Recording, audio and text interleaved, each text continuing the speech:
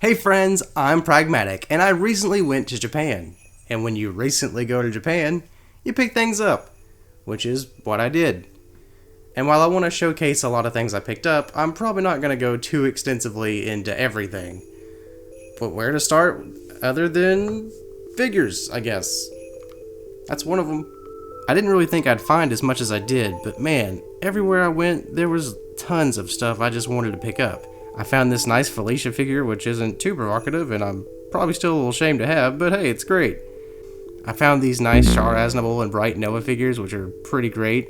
And I found these giant Dragon Quest monster figures, which were like $5 a piece, and it's crazy to think about. Like, you would never find these in the States, and if you did, they would be super expensive. I also got to find one of my favorite Dragon Quest characters from Dragon Quest IV. I finally found one of the things I've been searching for forever, and that's the Velvet figure from Odin Sphere. But even though she was one of the best figures I found, the absolute thing I was looking for was this. This is Agrias from Final Fantasy Tactics, and she comes from a Final Fantasy Tactics set that can range pretty expensively online, but she was $20, and she was the one figure I was missing. So to find this just kind of in a secondhand store was fantastic, because I've been trying to collect this series for a few years now, and I just didn't want to shell out $100 for kind of a small figure. Something else I didn't really think I'd find, but I'm certainly glad I did, was a few soundtracks from video games and other things, but mostly video games. And actually, it's probably more credit to my wife that she kind of dug through these little areas and found these things, and she somehow knew exactly what I was looking for. One of the major things I found was the Gundam Unicorn soundtrack.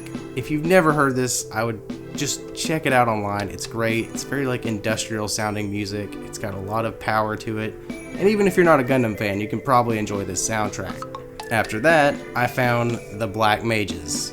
If you've never heard the Black Mages and you're a Final Fantasy fan, you have to do this for yourself. It's very metal, it's very intense, it's really good stuff. And I also found this Automotion soundtrack, which is actually for the later game, or the remaster they made recently, and I'll get to why I own this a bit later. And lastly, and probably the biggest find I found, was Odin Sphere, the original soundtrack. To my knowledge, this has never come with any type of collector's edition or anything, so it was probably just sold as is in Japan, which means finding it in the States would be super expensive and probably near impossible, as its popularity was not the best here, but I cannot believe I found this, and it's fantastic. Now, for a while, I did hold off on trying to get certain games because I know while it wasn't physical here, there were physical copies elsewhere. And one of the major things I found was Phoenix Wright. Now, I'm a huge Phoenix Wright fan, and if you've never played Phoenix Wright, you definitely owe it to yourself to do it. I kind of should have waited though, because I know they had a collector's edition with the soundtrack, and I'm pretty sure I stumbled upon it a few times, but I already bought the original, just regular copy, and I couldn't bring myself to buy a second one or try to sell back the other stuff.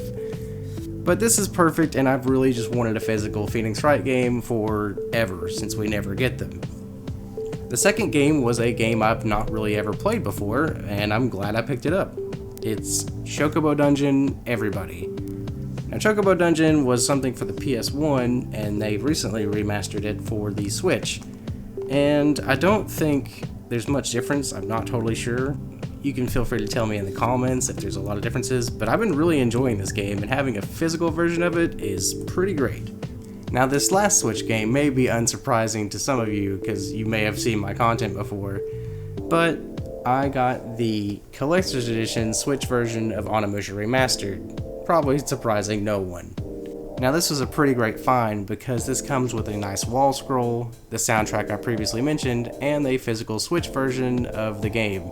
Which I will tell you, I played a little bit of the Switch version, and the way they formatted the buttons does not sit right with me, but it's still great to have. Beyond that, I searched for some Super Famicom or Famicom games that I've just wanted to mess around with. I know I can't really read them, but a patch can finish that, and I found quite a little bit.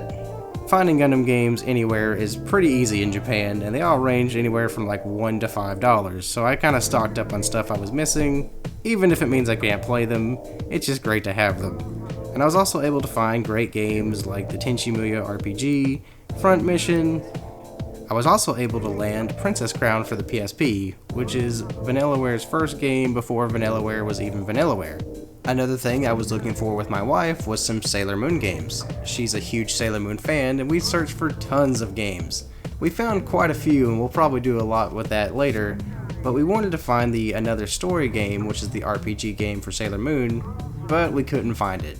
We do have it on a repro cartridge, and we do want to do a review eventually. And just some last things noting were some pretty great pickups I found. One you may have seen in my Japan video was that I found a sealed copy of Snowboard Kids for the N64.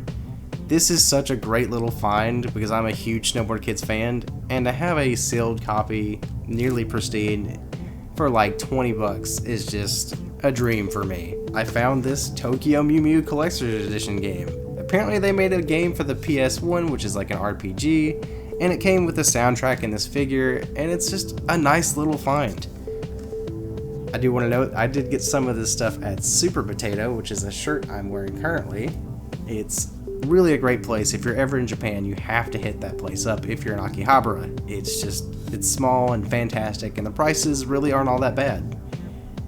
And with that, I'm going to leave you with this very tiny Waka holding a Coke. You just enjoy that.